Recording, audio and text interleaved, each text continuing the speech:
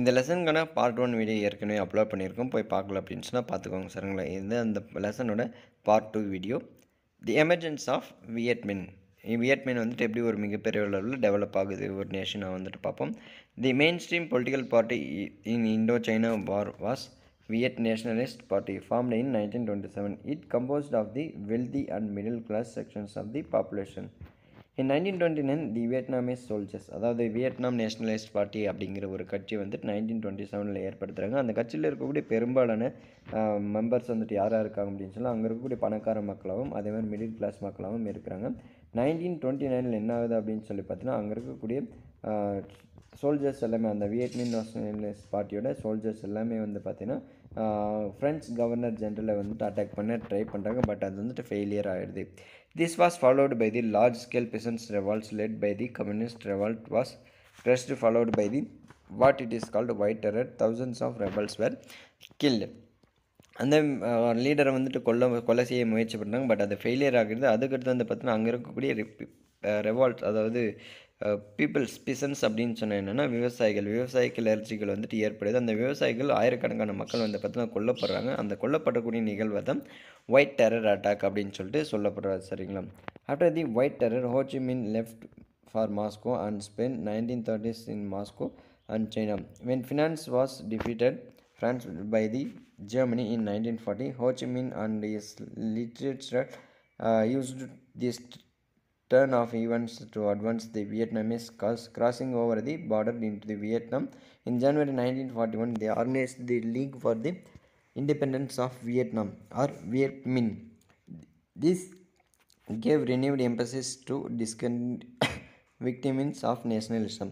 1930 என்னாவது அப்படின்னு சொல்லி பார்த்தோன்னா இந்த ஒயிட் டெரர் அட்டாக் அப்புறமா ஹோச்சிமின் அப்படிங்கிறவர் வந்துட்டு நம்மளுடைய இந்தியாவில் இப்போ வந்துட்டு காந்தி இருக்கிறாங்களே அந்த மாதிரி ஹோச்சிமின் வந்துட்டு அங்கே இருக்கக்கூடிய வியட்நாமோட நேஷனலிஸ்ட் லீடர், அதாவது இண்டிபெண்டன்ஸுக்காக போராட்டம் ஒரு மிகப்பெரிய ஒரு சுதந்திர போராட்ட வீரர் சரிங்களா. 1930 இந்த ஒயிட் டெரர் அட்டாக் அப்புறமா இவர் சைனாவுக்கும் அதே மாதிரி மாஸ்கோவுக்கும் போய் வந்துட்டு அவரோட டைமை ஸ்பெண்ட் பண்ணுறாரு. 1914 ஃப்ரெஞ்ச் பீப்புள்ஸ், அதாவது ஃப்ரெஞ்ச் பீப்புளோட கண்ட்ரோல் கீழே தான் அந்த வியட்நாம் வந்துட்டு இருக்குது சரிங்களா.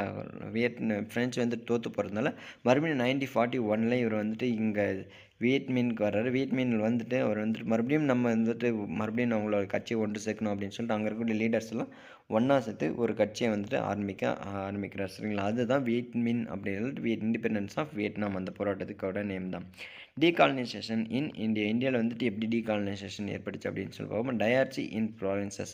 டயார்ச்சி ஆட்சி அப்படின்னு சொன்னா ஆட்சி, ஆட்சி அப்படின்னு சொன்னால் இரட்டை ஆட்சி முறை. நம்மளோட இந்திய மாகாணங்களில் ப்ராவின்சஸ் அப்படின்னு சொன்னால் மாகாணங்கள், நம்மளோட இந்திய மாகாணங்களில் இரட்டை ஆட்சி முறை அப்படிங்கிற ஒரு முறையை வந்துட்டு கொண்டு வர சரிங்களா. அது என்ன அப்படின்னு சொல்லிட்டு பார்ப்போம். The decolonisation process started in India from the beginning of the 20th century. With the launch of Swadeshi movement in 1905, the outbreak of the First World War I brought about the rapid political as well as economic changes in 1919. The Government of India Act introduced diarchy that provided for elected provincial assemblies as well as for Indian ministers to hold certain offices and the transfer of subjects.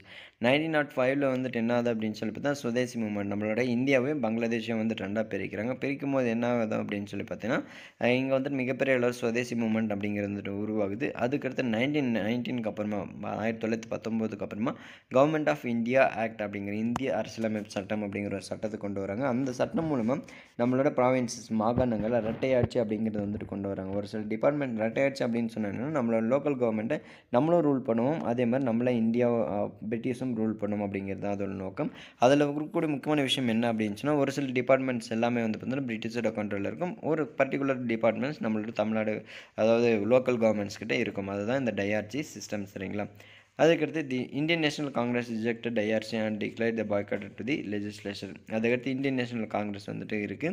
அந்த Indian National Congress கட்சி வந்து பார்த்தீங்கன்னா இந்த டயார்ச்சி சிஸ்டத்தை வந்துட்டு cancel வேண்டாம் அப்படின்னு சொல்கிறாங்க. ஏன் அப்படின்னு சொன்னால் எங்களுக்கு முழு சுதந்திரம் தான் வேணும், இந்த மாதிரியான அரைகுறை சுதந்திரங்கள்லாம் வேணாம் அப்படின்னு சொல்லிட்டு சொல்கிறாங்க சரிங்களா. அதனால இந்த டயார்ச்சி சிஸ்டமை அங்கே இருக்கக்கூடிய காங்கிரஸ் கட்சி வந்துட்டு கேன்சல் பண்ணிடுறாங்க. Lack of measures to industrialise இந்தியாவில் வந்துட்டு நிறைய இண்டஸ்ட்ரீஸை வந்துட்டு இல்லாததும் வந்துட்டு மிகப்பெரிய ஒரு காரணமாக இருக்குது. Despite the discriminations protections given the certain select industries such as sugar, cement and chemical, there were no changes in the colonial policies But in the case of indigenous industries, support was only in education, only in the form of providing technical advice and education and the establishing of pioneer factories in new industrials. However, even the policy soon abandoned for many British enterprises were opposite to this.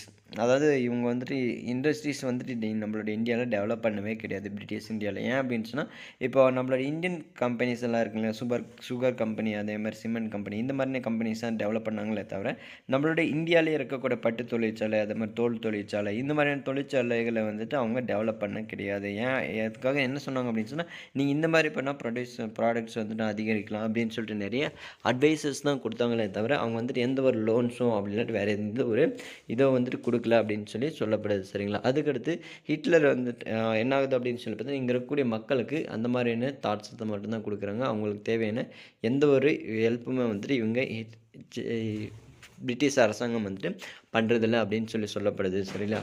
அதுக்கடுத்து வந்து பார்த்திங்கன்னா, impact of depression in Indian agriculture. அதாவது great depression வந்துட்டு இந்தியாவோட agriculture எந்த மாதிரியான ஒரு தாக்கத்தை ஏற்படுத்துச்சு அப்படின்னு சொல்லி பார்ப்போம். The Great Depression also dealt with the death blow of the Indian agriculture and indigenous manufacturing sector. The value of farm produce declined by half of while the land rent to be paid by the peasants remaining unchanged. அதாவது நம்மளோட great டிப்ரெஷனால் என்னாச்சு அப்படின்னு சொல்லி பார்த்தீங்கன்னா, இங்கே இருக்கக்கூடிய agriculture products எல்லாம் price வந்துட்டு இப்போ ஒரு தக்காளி 50 ரூபா இருக்குது அப்படின்னு சொன்னால் அது 25 ரூபாய்க்கு வந்துட்டு ரேட் குறைஞ்சிது. ஆனால் இங்கே இருக்கக்கூடிய மக்கள் வந்துட்டு அப்போ வந்துட்டு லேண்ட் டேக்ஸ் அப்படிங்கிறது ஒன்று பே பண்ண வேண்டியிருக்கும். அந்த லேண்ட் டேக்ஸ்க்கு வந்து பார்த்திங்கன்னா குறைக்கல, அதுக்கு மாறாக வந்துட்டு லேண்ட் டேக்ஸ் வந்துட்டு டபுளாக பண்ணுறாங்க. சரிங்களா? Then the great fall prices prompted Indian nationalist demand protections for the internal economy. The 1930s saw the emergence of Indian National Congress, the militant mass movement. 1930 வந்து பார்த்தீங்கன்னா இந்த மாதிரியான இந்தியன் சோல்ஜர்ஸ் எல்லாமே இந்தியாவில் இருக்கக்கூடிய வளங்கள் எல்லாமே மற்ற நாடுகளுக்கு கடத்தப்பட்டதுனால இங்கே இருக்கக்கூடிய இந்தியன் நேஷனல் காங்கிரஸ் மிகப்பெரிய அளவில் போராட்டங்களையும் அதே மாதிரி கடையெடுப்புகளையும் இறங்குறாங்க. சரிங்களா? அதுக்கடுத்து government of India act 1935 government of India act அப்படிங்கிற ஒரு சட்டத்தை வந்துட்டு கொண்டு வராங்க. அதில் நிறைய ரூல்ஸ் அண்ட் ரெகுலேஷன்ஸ் வந்து கொண்டு வராங்க. அது என்ன அப்படின்னு சொல்லி பார்ப்போம். தி British had to appease the Indian nationalists and the outcome was the passage of the Government of India Act 1935. This provided for a greater power to the local governments and the introductions of direct elections in the 1937 elections. Congress won the resounding victory in the most of the provinces. However, the decisions of the Britain to involve in Indians the Second World War without the consultations the popular Congress ministers first letter to the design from the office. அதாவது 1935 வந்து பார்த்தீங்கன்னா இந்தியாவுக்கு அப்படின்னு சொல்லிட்டு நீங்கள் வந்துட்டு உங்களுக்கு நிறைய டிபார்ட்மெண்ட்ஸை நம்மளோட கண்ட்ரோலுக்கு கீழே கொடுக்குறாங்க. இதனால 1937 இந்தியாவில் இருக்கக்கூடிய பொலிட்டிஷியன்ஸுக்கு அப்படின்னு சொல்லிட்டு ஒரு எலெக்ஷன் நடக்குது. சரிங்களா? அந்த 1937 நடக்கக்கூடிய எலெக்ஷனில் வந்து பார்த்திங்கன்னா நம்மள இந்தியன் நேஷனல் காங்கிரஸ் வந்துட்டு வெற்றி பெறுறாங்க. வெற்றி பெறதுக்கு அப்புறமா இவங்க என்ன பண்ணுறாங்க அப்படின்னு சொன்னால், செகண்ட் வேர்ல்டு வாரில் நம்மளோட இந்தியன் சோல்ஜர்ஸை இங்கே இருக்கக்கூடிய இந்தியன் நேஷனல் காங்கிரஸ் கட்சி இருக்கு இல்லையா, அந்த கட்சி கூட கலந்தாலோசிக்காமல் அவங்க இந்தியன் சோல்ஜர்ஸை செகண்ட் வேர்ல்டு வாரில் பயன்படுத்துறதுனால இங்கே இருக்கக்கூடிய இந்த காங்கிரஸ் மினிஸ்ட்ரி வந்து பார்த்தீங்கன்னா ராஜினாமா பண்ணிடுறாங்க.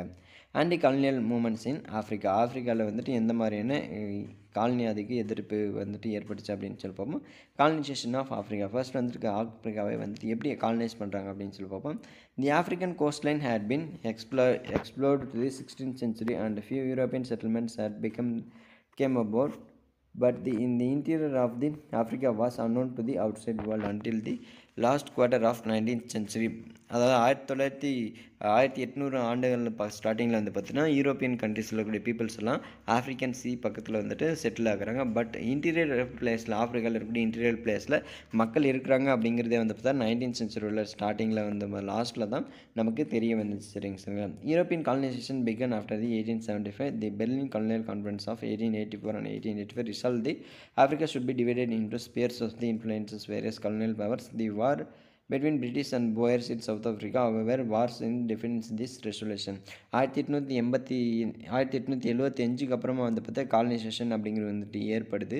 அந்த 1884-85 வந்து பார்த்தா கலோனியல் பெர்லின் கான்ஃபரன்ஸை வந்துட்டு ஏற்படுது. சரிங்களா? அந்த பெர்லின் கான்ஃபரன்ஸில் வந்துட்டு என்ன முடிவு பண்ணப்படுது அப்படின்னு சொல்லி பார்த்தோம்னா, ஆஃப்ரிக்கா வந்துட்டு நிறைய பிளேசஸ் தான் நம்ம பிரிக்கணும் அப்படின்னு சொல்லி சொல்கிறாங்க. பட் போயர் வார் இருக்குது. இந்த போயர் வாருக்கு அப்புறமா இந்த சட்டம் வந்து பார்த்தா மீறப்படுது. சரிங்களா?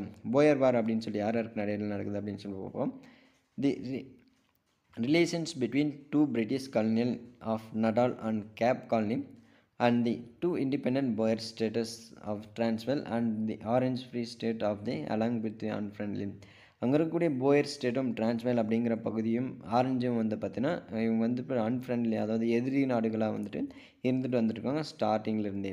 தி discovery of gold in Transvaal in 1886 led to the large number of British miners settling in around the ஜோஹான்பர்க். 1886 டிரான்ஸ்வேல் அப்படிங்கிற பகுதியில் நிறைய தங்கம் இருக்குது அப்படிங்கிறத வந்துட்டு கண்டுபிடிக்கிறாங்க சரிங்களா. அதனால் நிறைய யூரோப்பியன் பீப்புள்ஸ் வந்து பார்த்திங்கன்னா அந்த ஜோஹான்பர்க் அப்படிங்கிற பிளேஸை சுற்றி வந்துட்டு செட்டில் ஆக ஆரம்பிக்கிறாங்க. The Boers hated these peoples whom refer the Uitlanders foreigners. அதாவது அங்கே இருக்கக்கூடிய போயர் இன மக்கள் வந்து பார்த்தீங்கன்னா போயர் இன மக்கள் தான் ஆஃப்ரிக்காவில் டிரான்ஸ்வேலில் இருக்கக்கூடிய, அதாவது வேர்ல்டு மக்கள், அங்கே இருக்க அந்த மண்ணுக்கு சொந்தமான மக்கள். அந்த மக்கள் எல்லாமே இவங்களை வந்துட்டு யூட்டிலேட்டர்ஸ் அப்படின்னு சொல்கிறாங்க. அதாவது யூட்டிலேட்டர்ஸ் அப்படின்னு சொன்னால் foreigners. The Poes taxed them heavily apart from denying political rights. So the question was whether the British or the Boers were to be supreme in South Africa. Fearing attacks from the British, the Boers armed themselves and decided to attack. அதாவது அதுக்கப்புறமா என்னாச்சு அப்படின்னு சொல்லும்போது போயரின மக்கள் other countries, இந்த ஆஃப்ரிக்கனர்ஸ் யூட்டிலேட்டர்ஸ் இருக்காங்களே இந்த ஃபாரினர்ஸ்க்கு வந்துட்டு நிறைய டேக்ஸஸ் வந்துட்டு போடுறாங்க. டேக்ஸஸ் வந்துட்டு போடும்போது வந்து பார்த்தோன்னா ஒன்று ஆஃப்ரிக்கன் பீப்புள்ஸ் வந்துட்டு இங்கே ஒரு மிகப்பெரிய பவர் இருக்கவங்களா இருக்கணும், அப்படி இல்லாட்டி இங்கே இருக்கக்கூடிய ஃபாரினர்ஸ் வந்துட்டு மிகப்பெரிய பவராக இருக்கணும் அப்படின்னு சொல்கிறேன். ரெண்டு பேருக்கும் பிரச்சனை ஏற்படுது. இதனால் போயர்ஸ் இன மக்களும் வந்து பார்த்தீங்கன்னா அவங்களுக்கு வெப்பன்ஸ் எடுத்து ரெண்டு பேரும் போர் செய்ய ஆரம்பிக்கிறாங்க. The Boer war lasted for 3 years 1802. Initially the Boers were successful, but by the first half of the 1900 the Boers army was defeated. Pretoria was occupied. The Boers took guerrilla fightings. This continued for about 2 years. ஸ்டார்டிங்கில் வந்து பார்த்தா 1902 இந்த Boer வார் வந்து 3 வருஷம் நடக்குது. 1899 to 1902 வரைக்கும் நடக்குது. ஸ்டார்டிங்கில் வந்து பார்த்தா போயர்ஸ் வந்துட்டு அங்கே இருக்கிற லோக்கல் பீப்புள்ஸ் வந்துட்டு வின் பண்ணுறாங்க. பட் 1900க்கு அப்புறமா போயர்ஸ் வந்து பார்த்தீங்கன்னா அவங்களோட பிளேஸஸ் வந்துட்டு கொஞ்சம் கொஞ்சமாக இழக்க ஆரம்பிக்கிறாங்க. இதனால் கொரில்லா ஃபைட்டிங் மெத்தடை வந்துட்டு பயன்படுத்துகிறாங்க. கொரில்லா ஃபைட்டிங் மெத்தட் அப்படின்னு சொன்னால் எதிர்பார்க்காத நேரத்தில் தாக்குறது தான், மொத்தமாக போய் தாக்குறது தான் கொரில்லா ஃபைட்டிங் மெத்தட் அப்படின்னு சொல்லுவாங்க. அந்த மெத்தடை ஃபாலோ பண்ணி போயர்ஸ் வந்து பார்த்தீங்கன்னா அட்டாக் பண்ணிட்டு இருக்கிறாங்க. இது வந்து பார்த்தீங்கன்னா கிட்டத்தட்ட 3 வருஷத்துக்கு கண்டினியூ ஆகிட்டே இருக்குது. In relating the British destroyed farms and crops. They set up the internment camps for Boer women and children. Shortage of food, medical and sanitary facilities caused the death of the 26,000 people. In British, they annexed the 2 Boer states. Boer were, however, promised. அதாவது அதுக்கடுத்து வந்து பார்த்தீங்கன்னா பெரும்பாலான Boer பகுதிகள் வந்து பார்த்தீங்கன்னா பிரிட்டிஷோட control கீழே வந்துடுது. கிட்டத்தட்ட அங்கே இருக்கக்கூடிய மக்கள் எல்லாருமே வந்து பார்த்தீங்கன்னா அவங்களோட சித்திரவதை கூடங்களில் அடைக்கப்பட்டு அவங்களுக்கு தேவையான உணவு, அவங்களுக்கு தேவையான மருந்து, அவங்களுக்கு தேவையான சானிடரி ஃபெசிலிட்டிஸ் கிடைக்காதனால கிட்டத்தட்ட 26,000 மக்கள் வந்து பார்த்தீங்கன்னா இறந்து போகிறாங்க. அது மட்டும் இல்லாமல் பிரிட்டிஷ் என்ன பண்ணுறாங்க அப்படின்னு சொல்லி பார்த்தீங்கன்னா அவங்க போயர் இன மக்கள் சவுத் ஆஃப்ரிக்காவில் இருக்கக்கூடிய உணவுப் பொருட்களுக்கு நெருப்பு வச்சு பற்ற வச்சு போட்டுறாங்க சரிங்களா. Self government in due to course 1907 responsible government was give to the Transvaal and Orange the Free States. The 4 states formed into the Union and South Africa Act passed by the British Parliament on 1909 provided for Union Parliament of Cape Town. The Union South Africa came into being in 1910. அதுக்கடுத்து வந்து பார்த்தீங்கன்னா கொஞ்ச நாள் 1907 அங்கே இருக்கக்கூடிய டிரான்ஸ்வேல் அதுக்கடுத்து orange ரெண்டு பகுதிகளும் வந்து பார்த்தா சுதந்திர நாடுகளாக வந்துட்டு பிரிட்டிஷால் அறிவிக்கப்படுது. அதுக்கடுத்து 1909 வந்து பார்த்தீங்கன்னா ஒரு சட்டம் வந்துட்டு கொண்டு வராங்க. தி சவுத் ஆஃப்ரிக்கா ஆக்ட். அந்த ஆக்ட் மூலமாக சவுத் ஆஃப்ரிக்காவும் வந்து பார்த்தீங்கன்னா இண்டிபெண்டன்ஸ் வந்துட்டு கொடுக்கப்படுது. 1910 அவங்களுக்காக அப்படின்னு சொல்லிட்டு ஒரு யூனியன் கவர்மெண்ட் வந்துட்டு உருவாக்கப்படுது. The descendants original Dutch settlers were South Africa's also known as Afrikaners were called Boers. Their language is Afrikaans. அதாவது ஆரம்ப காலத்துலேருந்து அங்கே போய் செட்டில் ஆகிருக்கக்கூடிய டச் பீப்புள்ஸை தான் சவுத் ஆஃப்ரிக்கன்ஸ் அப்படின்னு சொல்கிறாங்க. அவங்கள ஆஃப்ரிக்கனர்ஸ் அப்படின்னு சொல்ல போகிறாங்க. சில ஆஃப்ரிக்கனர்ஸ் அப்படின்னு சொன்னாங்கன்னா அவங்க போயர்ஸ் சரிங்களா. அவங்களோட லாங்குவேஜ் என்ன அப்படின்னு சொன்னால் Afrikaans. The national politics in South Africa. South ஆஃப்ரிக்காவில் வந்துட்டு எந்தெந்த கட்சிகளை வந்துட்டு உருவாகுது அப்படின்னு சொல்லி பார்ப்போம். நிறைய கட்சிகள் வந்துட்டு ஒரு வான் இண்டர்பேக் வந்துட்டு எர்சாக் வந்துட்டு வருவார். எர்சாக்கோட தலைமையில் வந்து பார்த்தோன்னா மிகப்பெரிய அளவில் ஒரு கட்சி கூட்டணியில் வந்துட்டு ஆட்சி அமைப்பார். அதுக்கடுத்து வந்து பார்த்தோன்னா நிறைய ப்ராப்ளம்ஸ் வந்துட்டு ஏற்படும். சில ப்ராப்ளம் ஏற்படுறதுனால அங்கே இருக்கக்கூடிய கட்சி ஸ்மட்ஸ்க்கும் அதேமாதிரி ஆஃப்ரிக்கனர்ஸ்க்கும் வந்து பார்த்திங்கன்னா நிறைய பிரச்சனைகள் ஏற்பட்டு யார் ஆட்சி அமைக்கிறது அப்படின்னு சொல்லிட்டு நிறைய பிரச்சனைகள் ஏற்படும். இதனால் வந்து பார்த்தா 1924 நிறைய அங்கே இருக்கக்கூடிய பிளாக் பீப்புள்ஸால் வந்து பார்த்தீங்கன்னா மிகப்பெரிய ஒரு போராட்டம் நடத்துவோம். நடத்தினதுக்கப்புறமா அங்கே இருக்கக்கூடிய பிளாக் பீப்புள்ஸ்க்கு வந்து பார்த்தா நிறைய உரிமைகள் வந்துட்டு மறுக்கப்படுறதுனால நிறைய போராட்டங்கள் நடக்கும். அந்த மாதிரி போராட்டம் செஞ்சவங்களில் இவங்க நெல்சன் மண்டேலா வந்துட்டு முக்கியமானவராக கருதப்படுறாரு. நெல்சன் மண்டேலா யார் அப்படின்னு சொல்லி பார்ப்போம். Apartheid in South Africa. Apartheid which means separateness become a racial policies of the nationalist party in 1947. 1947 இருந்த சவுத் ஆஃப்ரிக்காவிலேருந்து நேஷனலிஸ்ட் பார்ட்டி பயன்படுத்தின ஒரு கொள்கை தான் ரேஷியல் டிஸ்கிரிமினேஷன்ஸ். அதாவது இனப்பாகுபாடு, இனவெறி அப்படின்னு சொல்லுவோம் இல்லையா, அதுதான் ரேஷியல் டிஸ்கிரிமினேஷன் அப்படின்னு சொல்கிறாங்க. அதுதான் அபர்தட். From 1950s onwards, a series of the laws became to enforce the whole country was divided into separate areas for the different races. Marginal marriage between white and non-white was forbidden. Nearly all schools were brought under the government control, so what the education represents from the whites and be implemented for Africans. 1950க்கு அப்புறமா இந்த racial discriminations அப்படிங்கிறது மிகப்பெரிய அளவில் develop ஆகுது. அங்கே இருக்கக்கூடிய government schools, government colleges எல்லாமே வந்து பார்த்தோன்னா கவர்மெண்ட் பிரிட்டிஷோட கண்ட்ரோல் கீழே வருது. அதனால் வந்து பார்த்தோன்னா அங்கே கற்றுத்தரப்படுற கல்வியுமே வந்து பார்த்தா ரொம்ப டிஃப்ரெண்டாக இருக்கும். ஒயிட் பீப்புள்ஸ் தனியாகவும் பிளாக் பீப்புள்ஸ்க்கும் தனியாகவும் இருக்குது. அது மட்டும் இல்லாமல் பிளாக் பீப்புளும் ஒயிட் பீப்புளும் வந்து பார்த்தோன்னா கல்யாணம் பண்ணிக்கிறதே வந்து பார்த்தா மிகப்பெரிய ஒரு குற்றமாக வந்துட்டு பார்க்கப்பட்டுச்சு. சரிங்களா? அதுக்கடுத்து universities education segregated. Apartheid is based on the belief that political equality of white and black in South Africa would mean black rule. அதாவது கருப்பின மக்களை வந்துட்டு கருப்பின மக்களே தான் ரூல் பண்ணணும் அப்படிங்கிற சவுத் ஆஃப்ரிக்காவில் இருக்கக்கூடிய ஒரு ரூல். பட் ஆனால் அங்கே இருக்கக்கூடிய ஒயிட் பீப்புள்ஸ் எல்லாமே அவங்கள வந்து டாமினேட் பண்ணி வச்சுருக்காங்க. தி ANC was fought. The practice of racism was banned and its leader Nelson Mandela was put in behind the bars. ANC அப்படிங்கிறது அங்கே இருக்கக்கூடிய ஒரு கட்சி. சரிங்களா? அந்த கட்சியை உருவாக்குனர் யார் அப்படின்னு சொன்னால் நெல்சன் மண்டேலா. நெல்சன் மண்டேலா இங்கே இருக்கக்கூடிய ரேஷியல் டிஸ்கிரிமினேஷன்ஸ்க்காக எதிர்த்து போராடினாலும் அவரை தூக்கி ஜெயிலில் போட்டுறாங்க. In 1919 the ban of ANC was lifted as the Mandela free after the 27 years. இதனால் அவரை ஜெயிலில் போட்டுறதுனால 1990 தான் 27 வருஷம் ஜெயிலில் இருந்துட்டு 1990 வெளியே வர்றாரு. தெளிவு வந்ததுக்கு அப்புறமா ANC அப்படிங்கிற கட்சி வந்து அது வரைக்கும் பேன் பண்ணப்பட்டிருக்கு. அதுக்கடுத்து மறுபடியும் அந்த கட்சியை வந்து மீண்டும் உருப்பெற செய்கிறாரு. In the elections held subsequently, the Afrikaners were allowed to vote and ANC won the elections of Mandela became the first black president of South Africa. Even though apartheid was discriminatory, whites completely dominated by the economic sphere.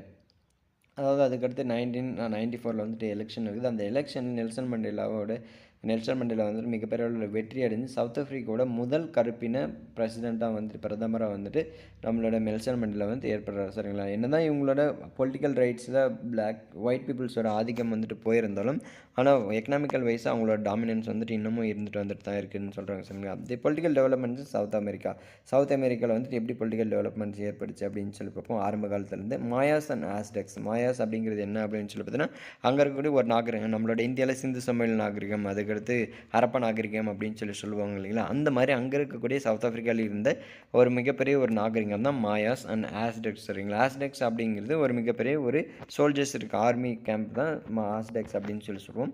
Before the European discovery of America, 3 centers of civilizations existed there in Mexico in Central America and Peru in South America. The Maya and Inca in the Aztec civilizations were highly advanced. அதாவது அங்கே இருக்க மெக்சிகோவில் இருக்கக்கூடிய பிளேஸும் அதே மாதிரி central அமெரிக்காவில் பெரு, அதுக்கு சவுத் ஆப்பிரிக்காவில் இருக்கக்கூடிய பகுதிகளெலாம் வந்து மிகப்பெரிய அளவில் நாகரிகமான பகுதிகளாக இருந்துச்சு. சரிங்களா? அதுக்கடுத்து மாயா அண்ட் இன்கா இவங்க 2 பேருமே வந்து பார்த்தீங்கன்னா ஆஸ்டெக் சிவிலியன்ஸ் அப்படின்னு சொல்கிறாங்க.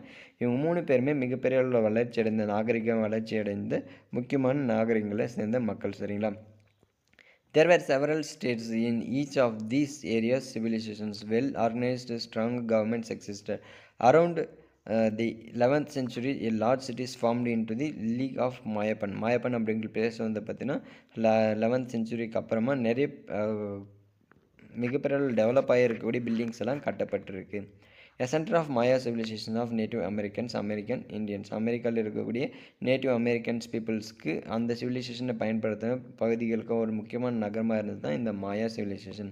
For over 100 years, the League of Mayapan lasted. Though Mayapan was destroyed towards the close 20th century, other cities continued from Aztecs, Mexico, conquered of Maya அதுக்கடுத்து வந்து பார்த்தீங்கன்னா இந்த மாயபன் சிட்டி வந்துட்டு மிகப்பெரிய அளவில் டெவலப் ஆகிருக்கக்கூடிய சிட்டி. ஆனால் 19th சென்ச்சுரியோட ஸ்டார்டிங்கில் வந்து பார்த்தீங்கன்னா மிகப்பெரிய அளவில் வீழ்ச்சி அடைஞ்சிருது. அங்கே இருக்கக்கூடிய பில்டிங்ஸ், அங்கே இருக்கக்கூடிய நகரங்கள், அங்கே இருக்கக்கூடிய அமைப்புகள் எல்லாமே தகர்க்கப்படுது சரிங்களா. அதுக்கடுத்து ஆஸ்டெக்ஸ், அதுக்கடுத்து மெக்சிகோ. இங்கே வந்து பார்த்தீங்கன்னா மாயபன் இவங்க 2 பேருமே வந்து பார்த்தீங்கன்னா டெவலப் ஆகிட்டு வந்துருக்காங்க. ஆஸ்டெக்ஸ் வந்து பார்த்தீங்கன்னா கொஞ்ச நாள் கழிச்சு மாயபன் நாகரிகத்தை சேர்ந்த மக்களால் ஆக்குபை பண்ணப்படுறாங்க. அதுக்கடுத்து வந்து பார்த்தீங்கன்னா அவங்களோட கேபிட்டலாக டெனச்சிட்டான் அப்படிங்கிறத வச்சுட்டு இவங்க மாயப்பன் மக்கள் வந்துட்டு ரூல் பண்ணிட்டு வந்துட்டு இருக்காங்க சரிங்களா.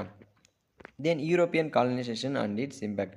யூரோப்பியன் கண்ட்ரிஸை சேர்ந்த மக்கள் வந்துட்டு எப்படி இந்த சவுத் ஆப்பிரிக்கா பிளேஸில் இருக்கக்கூடிய ஆஸ்டெக்ஸ் அதுக்கடுத்து இவங்களெல்லாம் அட்டாக் பண்ணாங்க, ஆக்குபை பண்ணாங்க அப்படின்னு சொல்லி போவோம். இந்த 16th century when the Aztecs were at the height of the power, the whole empire collapsed before a hundredfold of adventures led by the Spaniard named Hernan Cortes.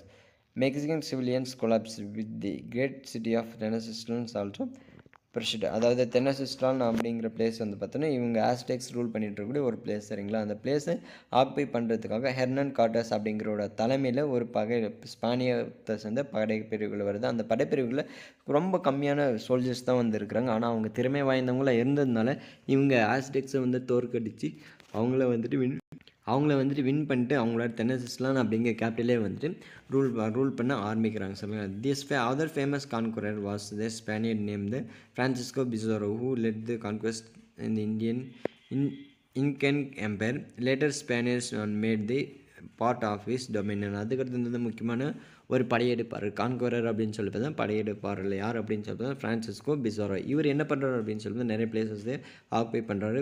பெரு அப்படிங்கிற பிளேஸை வந்துட்டு ஆக்குபை பண்ணி அவரோட டொமினியனுக்குள்ளார வந்துட்டு இணைச்சிக்கிறார் சரிங்களா. By the 18th century demand for political freedom, administrative autonomy and the economic self determinations was articulated throughout the Latin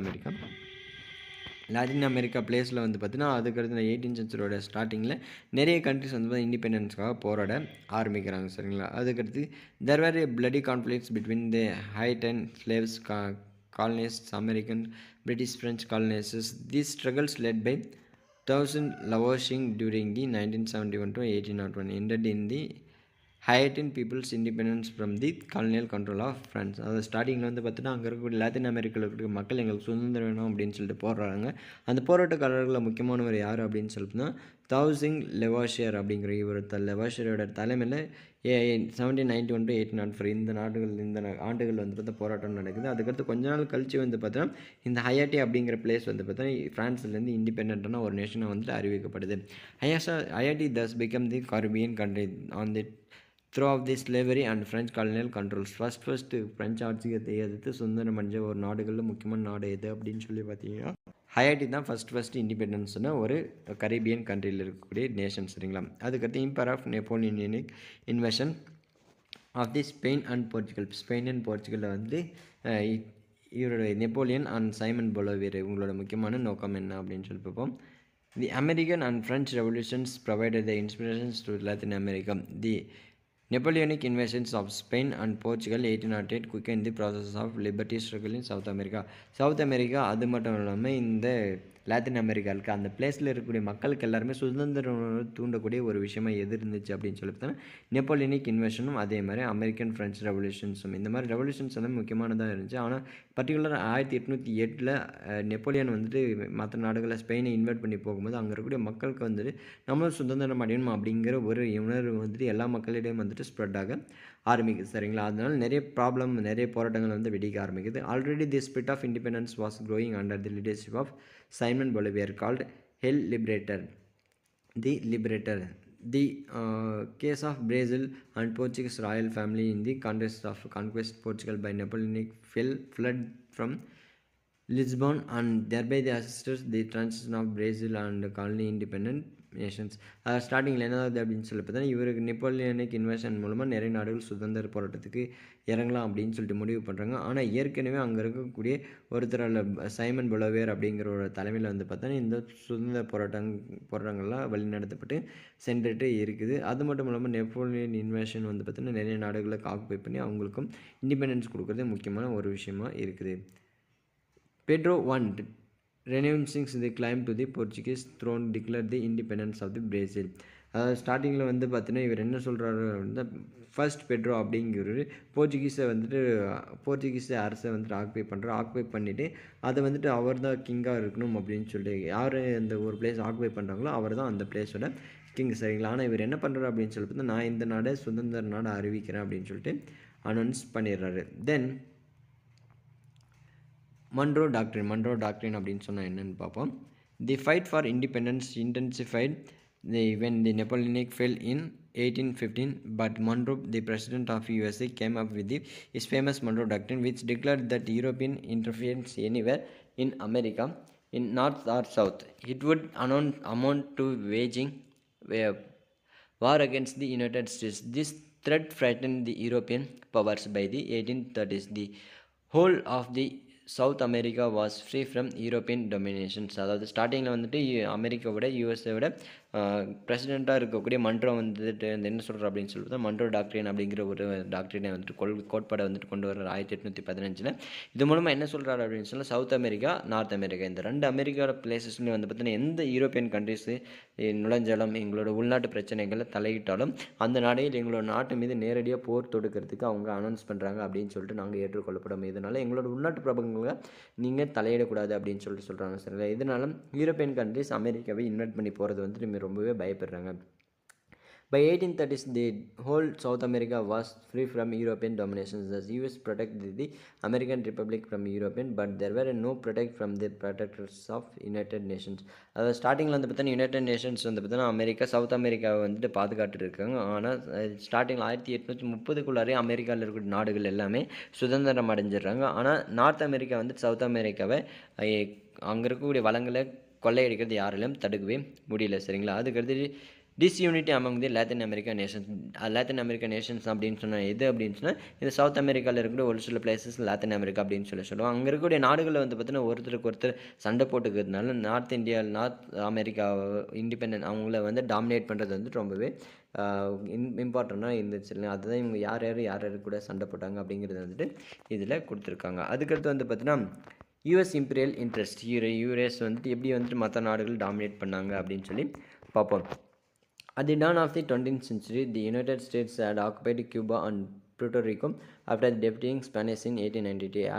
1898 Spanish peoples வந்துட்டு தோற்கடிக்கிறாங்க அமெரிக்கா. தோற்கடிச்சிட்டு வந்துட்டு அவங்க கியூபா அண்ட் புர்ட்டோ அந்த பிளேசஸ் எல்லாமே அவங்களோட கண்ட்ரோலுக்கே கொண்டு வராங்க, சரிங்களா. அதுக்கடுத்து 1898 902 வந்து பார்த்தா கியூபாவோட அண்டர் கண்ட்ரோலில் வந்துட்டு இருக்கு. அதுக்கடுத்து கொஞ்ச நாள் கழிச்சு வந்து பார்த்தீங்கன்னா when the Americans finally left the retained naval stations in Cuba, Roosevelt made an important amendment to the doctrine in 1904. It authorized US interventions in Latin America in order to maintain order of the effecting this amendment. This US became the dominant influence not only in political but also in economics. அதுக்கடுத்து வந்து பார்த்தீங்கன்னா 1904 America கியூபாவை விட்டு வெளியே போகிறாங்க. கியூபாவை விட்டு வெளியே போனாலுமே கியூபாவில் இருக்கக்கூடிய ஒரு துறைமுகத்தை வந்து பார்த்தீங்கன்னா அவங்களோட கண்ட்ரோல் கீழே வச்சுட்டு போயிட்டுருக்காங்க. அவங்கள இந்த துறைமுகத்தில் இருக்கக்கூடிய எல்லா நடவடிக்கைகளும் எங்களோட கண்ட்ரோல் கீழே தான் இருக்கணும் அப்படின்னு சொல்கிறாங்க. பட் அந்த நாடு இவங்க வந்துட்டு விட்டுட்டு போனாலுமே அங்கே இருக்கக்கூடிய நாடுகளை வந்து பொலிட்டிக்கல் வைஸும் எக்கனாமிக்கல் வைஸும் டாமினேட் பண்ணுற ஒரு கண்ட்ரியாக அமெரிக்கா வந்துட்டு பின்னாடி பிரச்சனை பண்ணிட்டு இருந்தாங்க, சரிங்களா. கிரேட் டிப்ரெஷன் சவுத் அமெரிக்காவில் இந்த கிரேட் டிப்ரெஷன் எப்படி எஃபெக்ட் பண்ணிச்சு அப்படின்னு சொல்லி பார்ப்போம். This situation created by the great depressions made it impossible for oligarchic regimes accumulated the rising of expectations. Several assertive groups in Mexico, there were a violent special protests involving disarmament segments and அங்கே இருக்கக்கூடிய மக்கள் எல்லாமே வந்து பார்த்தீங்கன்னா middle class மக்களுக்கும் அதே மாதிரி பணக்கார மக்களுக்கும் அதே மாதிரி அங்கே இருக்கக்கூடிய உயர்ந்த சாதி மக்களுக்கும் இடையிலே வந்து பார்த்தீங்கன்னா மிகப்பெரிய அளவு பிரச்சனை ஏற்படுறதுக்கு இந்த கிரேட் டிப்ரெஷன் வந்துட்டு முக்கியமான ஒரு காரணமாக இருந்திருக்கு, சரி. அங்கே இருக்கக்கூடிய பிசன்ஸ் அதாவது விவசாய குடும்பத்தை சேர்ந்த மக்களும் வந்து பார்த்தீங்கன்னா ரொம்ப பாதிக்கப்பட்டதுனால அவங்களை எதிர்த்து நிறைய போராட்டங்கள் வந்து பண்ணியிருக்கிறாங்க. Latin America protested American interventions and disliked their dollar imperializations. The oppositions of the political interventions produced the changes in US policy in 1933. 1933 வந்து பார்த்தீங்கன்னா டாலர் இம்ப்ளியேஷன் அப்படிங்கிற ஒரு பாலிசியை வந்துட்டு இவர் ஃப்ராங்க்லின் ரூஸ்வெல்ட் வந்துட்டு கொண்டு வர்றாரு. இந்த ஃப்ராங்க்லின் ரூஸ்வெல்ட் அதுக்கப்புறமா 1933 அப்புறமா இந்த டாலர் இம்ப்ளியேஷன் அப்படிங்கிற ஒரு சிஸ்டம் வந்துட்டு கேன்சல் பண்ணுறாரு, சரிங்களா.